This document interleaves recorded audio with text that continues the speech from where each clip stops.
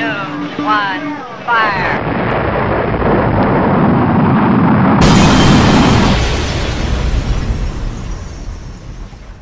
Dans les marées toujours changeantes de la géopolitique, au milieu des échos d'une époque révolue, une question inquiétante plane: USA contre Russie, ICBM, une symphonie glaçante de puissance résonnant à travers l'histoire.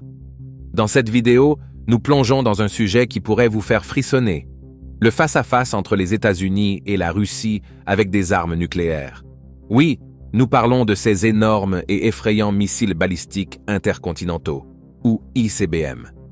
Alors attachez-vous, car nous nous apprêtons à comparer ces armes létales et à explorer ce qui pourrait se passer en cas de confrontation.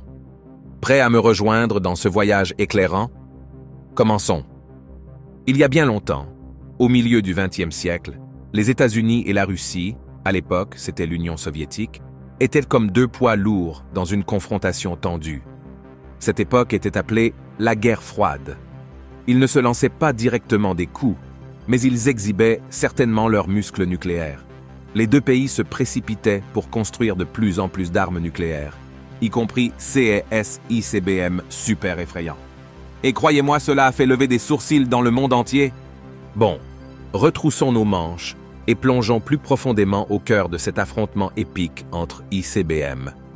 Imaginez ceci: deux géants prêts à agir, armés des charges les plus meurtrières jamais conçues, des missiles balistiques intercontinentaux, ou ICBM. Ce ne sont pas seulement des fusées ordinaires, ce sont le genre de choses qui hantent vos cauchemars et qui utilisent une technologie de pointe. Aujourd'hui, nous mettons en lumière le Minuteman III des États-Unis et le RS-24 Yar de la Russie, deux redoutables concurrents dans ce jeu de stratégie nucléaire à enjeux élevés.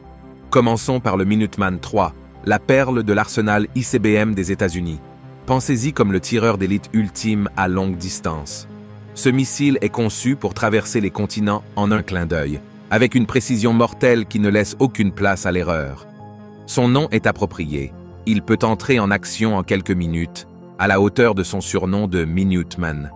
Équipé de véhicules de rentrée indépendants et pouvant être ciblé de manière indépendante, le Minuteman III devient un multitâche terrifiant, capable de semer la destruction sur plusieurs cibles avec une précision glaçante. Maintenant, en déplaçant notre regard de l'autre côté du ring, nous rencontrons le redoutable RS-24 Yars de la Russie. Cet ICBM pousse l'art des manœuvres d'évitement à un tout autre niveau.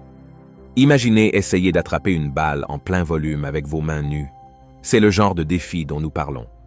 Le RS-24 Yar peut changer sa trajectoire en plein volume, utilisant des manœuvres sophistiquées qui laisseraient tout intercepteur en difficulté pour suivre.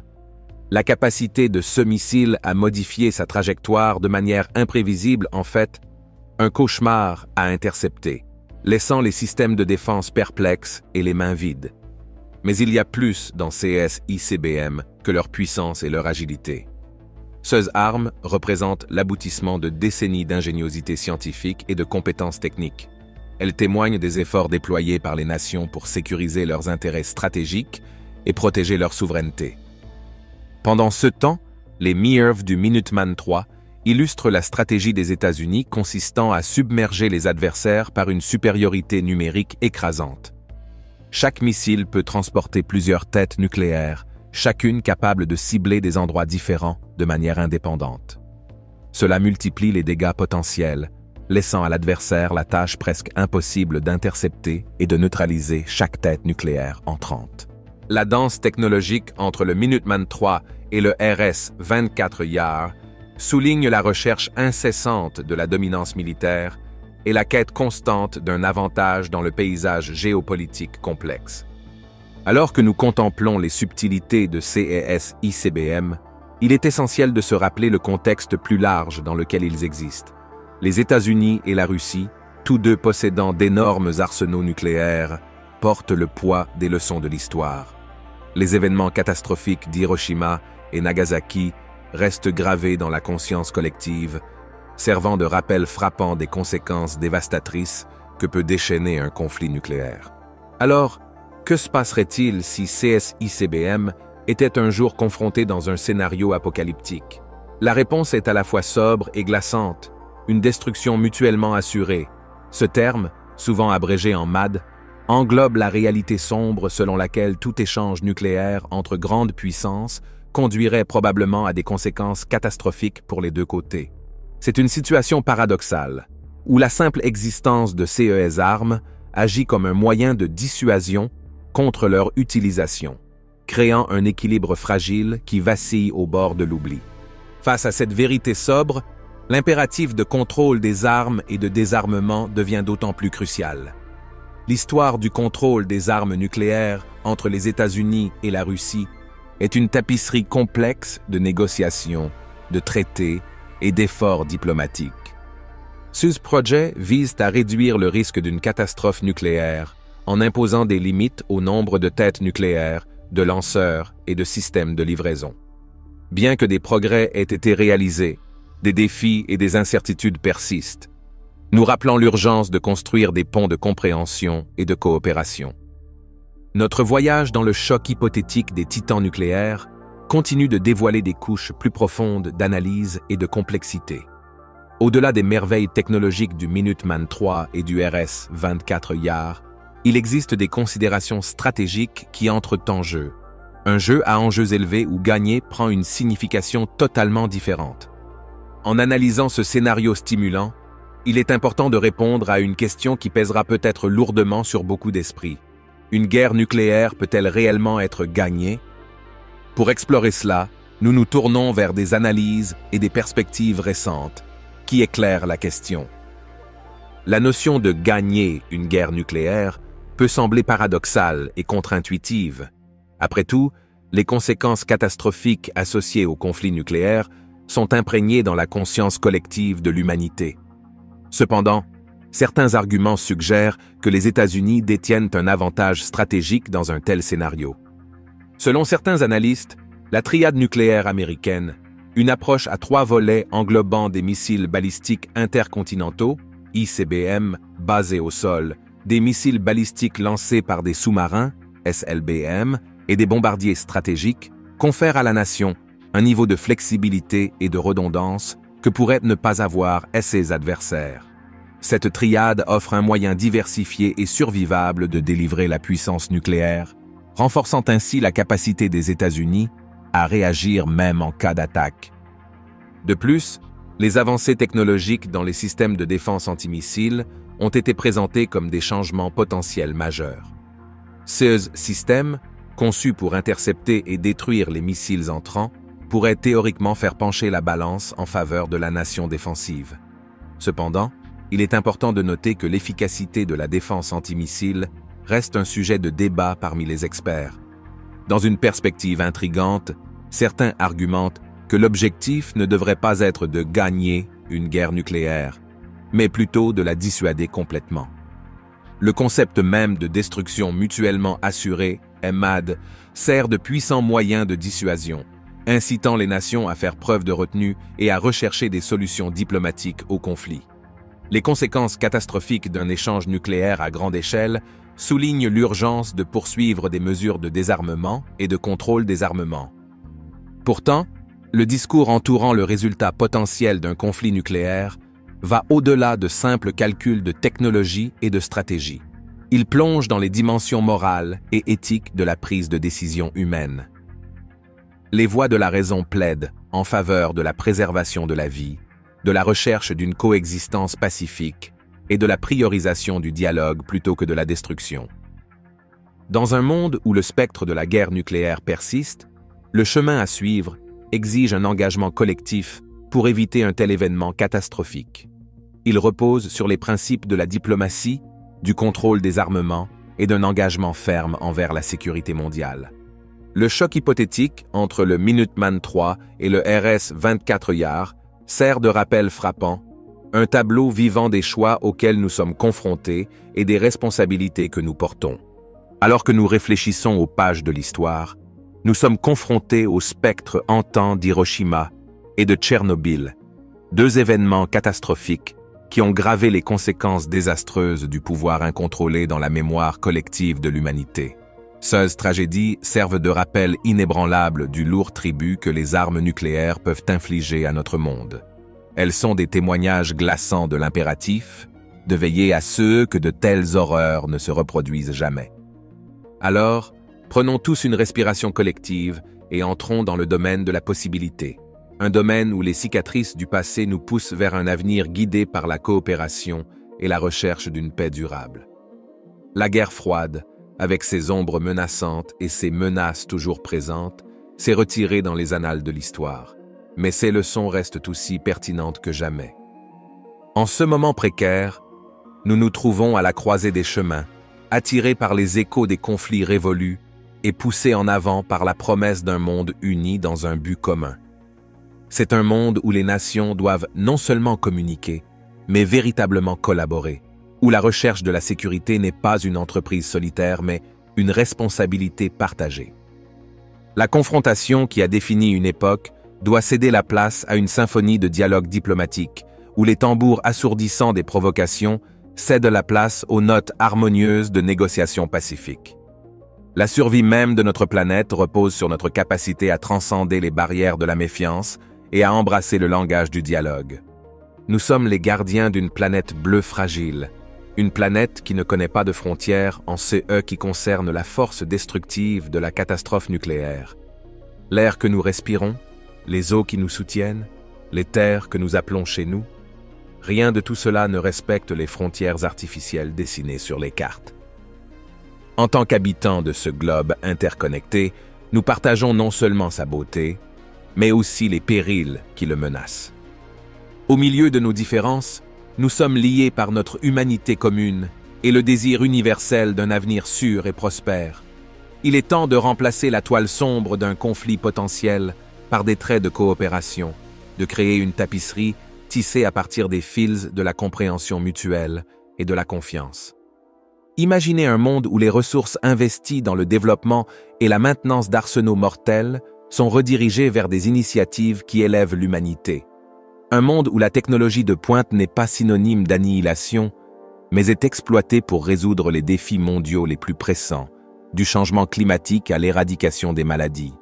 Le chemin à suivre est éclairé par les histoires de ceux qui ont osé défier la Convention, qui ont choisi la diplomatie plutôt que la destruction. Des cendres d'Hiroshima est née une résilience qui a donné naissance à un appel fervent au désarmement. Le spectre hantant de Tchernobyl a conduit à une réévaluation de notre responsabilité de protéger non seulement nos nations, mais aussi l'environnement même qui nous soutient. En tant que porteurs de la torche de l'histoire, nous nous tenons sur les épaules de ceux qui ont lutté pour un monde libéré des ombres de la guerre nucléaire. Le chemin à parcourir est intimidant, mais il nous appelle à transcender les contraintes de la géopolitique et à embrasser le potentiel illimité de la coopération humaine. Dans la grande tapisserie du temps, ce moment crucial n'est qu'un chapitre éphémère. Un chapitre qui, s'il est écrit avec sagesse et action collective, peut conduire à un récit d'espoir, de résilience et de triomphe sur les aspects les plus sombres de notre nature. Le pouvoir est entre nos mains, les choix sont les nôtres à faire. Saisissons cette opportunité de forger un avenir où les échos d'Hiroshima et de Tchernobyl ne servent pas de lamentation de désespoir, mais de rappel de notre résolution inébranlable de construire un monde où la menace d'un conflit nucléaire n'est qu'un lointain souvenir. Maintenant que nous avons exploré l'importance de la coopération et des négociations pacifiques, déplaçons notre regard vers le paysage évolutif des menaces nucléaires. Ce ne sont pas seulement les États-Unis et la Russie dans cette arène. De nouveaux acteurs entrent en scène, armés de leurs propres défis et complexités. Des puissances émergentes font progressivement leur entrée sur la scène nucléaire, nous présentant un nouvel ensemble de questions. Comment des pays comme la Chine et la Corée du Nord s'intégreront-ils dans le puzzle nucléaire mondial? Comment leurs arsenaux se comparent-ils à ceux des acteurs établis et quelles implications cela a-t-il pour la sécurité internationale? En approfondissant notre exploration dans le domaine des complexités nucléaires, notre regard se tourne vers l'éveil indéniable du géant endormi, lui-même, la Chine. Nation d'une histoire profonde et d'une transformation remarquable, la Chine est devenue un concurrent redoutable sur la scène mondiale des armes nucléaires. Esseuse avancée technologique rapide et sa puissance militaire en plein essor l'ont propulsée dans une ligue à part. Au milieu des gratte-ciels imposants et des villes animées, Une compétition plus discrète mais tout aussi puissante se déroule, la course pour renforcer son arsenal nucléaire. En tête de cet effort se trouve le missile balistique intercontinental DF-41, témoignage de la puissance d'ingénierie et de l'ambition stratégique de la Chine. Avec sa portée étonnante et sa capacité à transporter plusieurs têtes nucléaires, le DF-41 est devenu un pilier de la dissuasion nucléaire croissante de la Chine.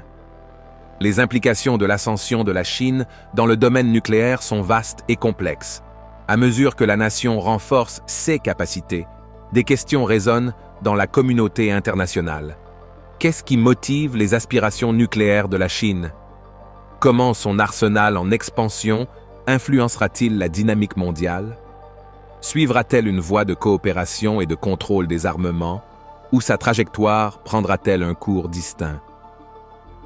Dans cette narration en évolution, l'histoire jette son long ombre.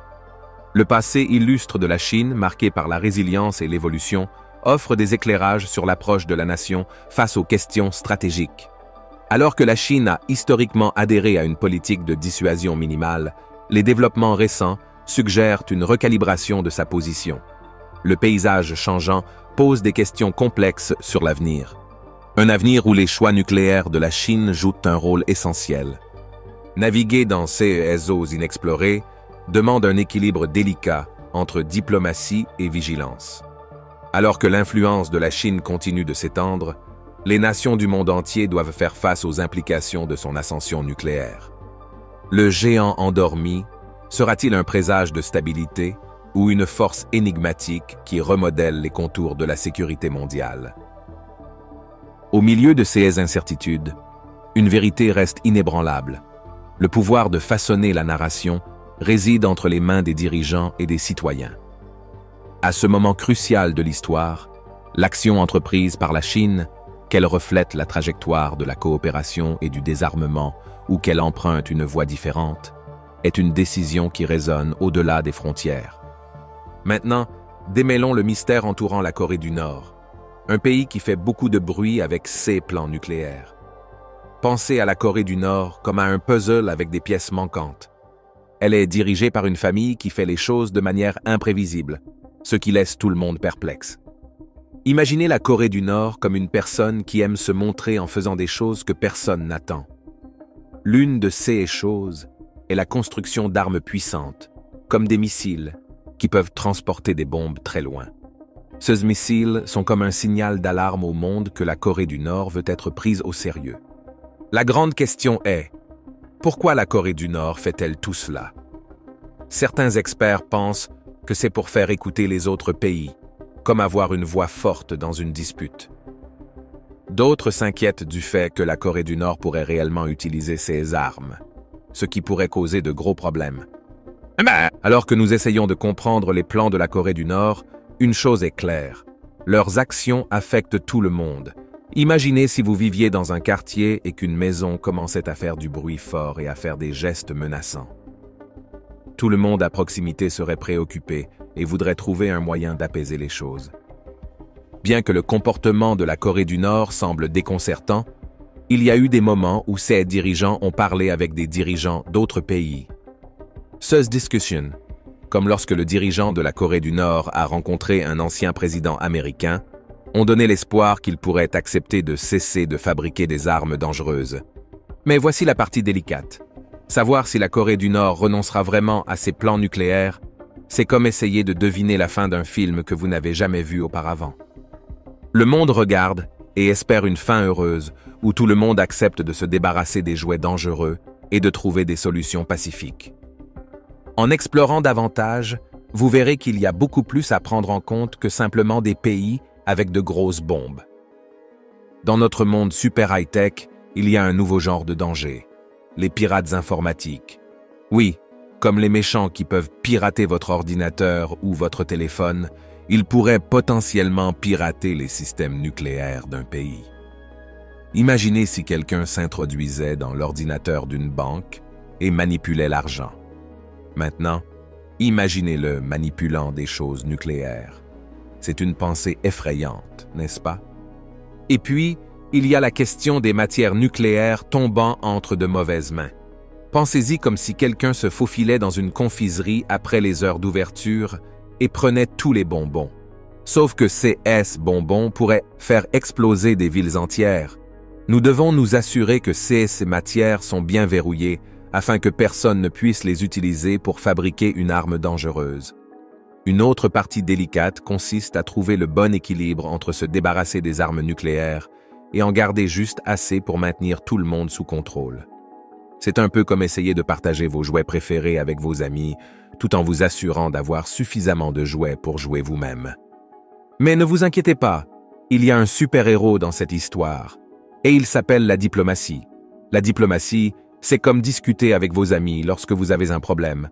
Ce n'est pas toujours facile, surtout lorsque les pays ont des idées et des histoires différentes, mais c'est super important pour éviter de grands conflits. Bien que cela puisse ressembler à un énorme casse-tête, nous avons vu des pays se réunir dans le passé pour résoudre ces problèmes. Comme lorsqu'ils ont établi des règles pour limiter certains types d'armes nucléaires, c'est un peu comme convenir de ne pas utiliser certaines tactiques dans un jeu pour qu'il soit plus équitable et sûr. En réfléchissant à ces questions complexes, une chose devient claire. Le chemin vers un monde plus sûr nécessite un effort collectif et une responsabilité partagée. Tout comme les États-Unis et la Russie doivent collaborer, toutes les nations doivent également travailler ensemble pour assurer un avenir exempt des horreurs du conflit nucléaire. En embrassant la diplomatie, en favorisant le dialogue et en s'engageant dans des négociations sincères, nous pouvons aspirer à un monde où les ombres de la guerre nucléaire sont remplacées par la lumière de la compréhension et de l'unité. C'est une tâche redoutable, mais l'histoire nous a montré que des changements remarquables sont possibles lorsque l'humanité se rassemble dans un but commun. Alors, résumons tout cela. Nous avons appris que contrôler les armes nucléaires est un grand défi, surtout dans le monde actuel de la technologie et des connexions mondiales. Mais avec le travail d'équipe, en discutant des problèmes et en faisant des choix judicieux, nous pouvons construire un avenir meilleur et plus sûr pour tous. Et voilà pour notre vidéo. Merci d'avoir regardé un autre épisode. Pendant que vous êtes toujours ici, assurez-vous de cliquer sur la vidéo à l'écran pour plus de contenu de qualité.